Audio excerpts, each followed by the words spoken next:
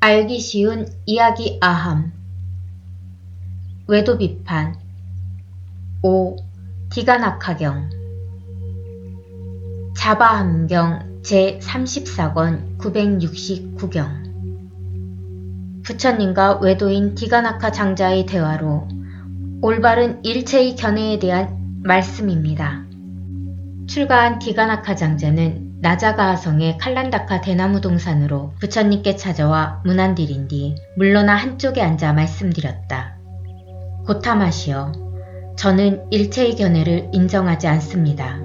그대는 일체의 견해를 인정하지 않는다라는 그 견해도 인정하지 않는가?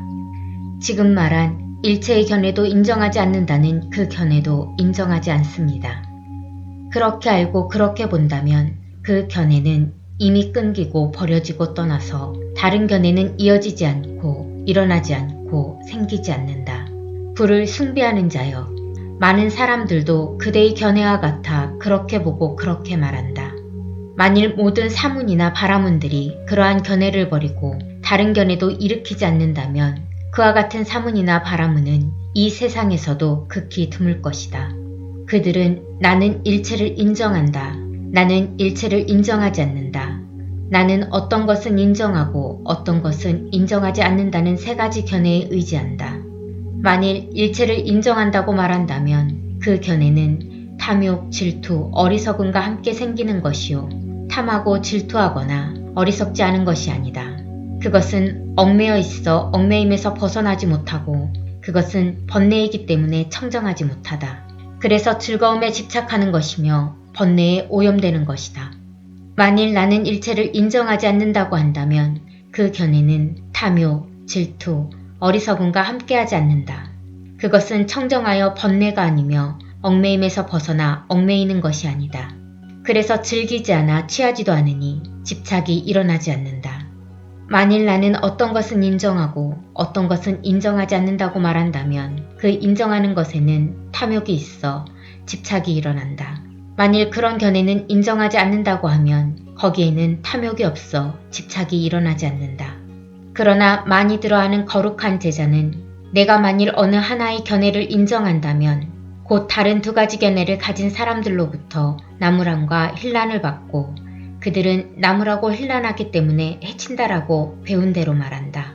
그는 나무람과 힐난과 해침을 받기 때문에 곧 그 견해를 버리고 다른 견해는 일으키지 않는다. 이리하여 견해를 끊고 버리고 떠나서 다른 견해는 이어지지 않고 일어나지 않고 생기지 않는다. 성인의 제자는 이 육체에 가진 네 가지 요소는 무상한 것, 생하고 멸하는 것, 탐욕을 떠나야 할 것, 멸하여 없어질 것, 버려야 할 것이라고 간하여 머무르면 그는 몸에 대한 욕심과 생각, 애착, 물듦, 집착이 영원히 멸하여 남아있지 않을 것이다. 괴로운 느낌, 즐거운 느낌, 괴롭지도 즐겁지도 않은 느낌의 세 가지 느낌은 무엇이 원인이고 무엇이 짓게하며 무엇에서 생기고 무엇이 변한 것인가? 이 세 가지 느낌은 부딪힘이 원인이고 부딪힘이 짓게하며 부딪힘에서 생기고 부딪힘이 변한 것이다. 그러므로 그 부딪힘이 짓게하면 느낌이 짓게하고 부딪힘이 멸하면 느낌도 멸하며 지극히 고요하고 맑고 시원하며 번뇌가 영원히 다한다.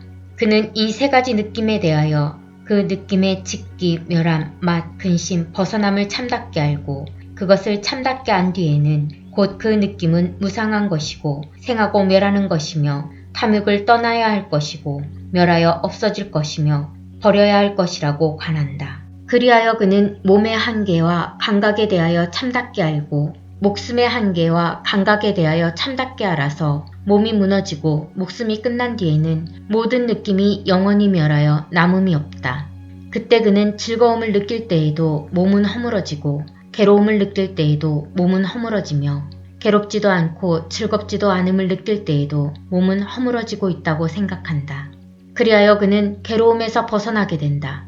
즉 즐거운 느낌, 괴로운 느낌, 괴롭지도 않고 즐겁지도 않은 느낌에도 얽매이지 않아 얽매임에서 벗어난다. 어떤 얽매임에서 벗어나게 되는가? 탐욕과 성냄과 어리석음에서 벗어나고 태어남, 늙음, 병듦, 죽음, 근심, 슬픔, 번민, 고통에서 벗어나게 된다. 나는 이것을 괴로움에서 벗어나는 것이라 안다.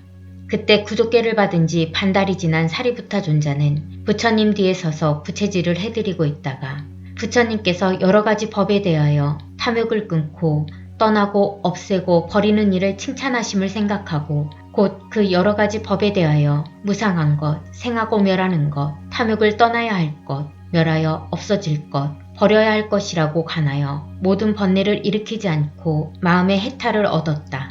디가나카 장자 또한 번뇌가 다하여 법의 눈이 청정하게 되어 법을 보아 법을 얻고 법을 깨달아 법에 들어가 모든 의욕을 끊되 남의 힘을 의지하지 않고 바른 법과 율에 들어가 두려움이 없게 되었다. 그는 곧 자리에서 일어나 옷을 단정히 하고 예배하고 합장하고 부처님께 말씀드렸다. 그는 곧 자리에서 일어나 옷을 단정히 하고 예배하고 합장하고 부처님께 말씀드렸다.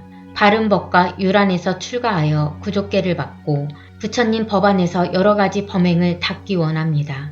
부처님께서 말씀하셨다.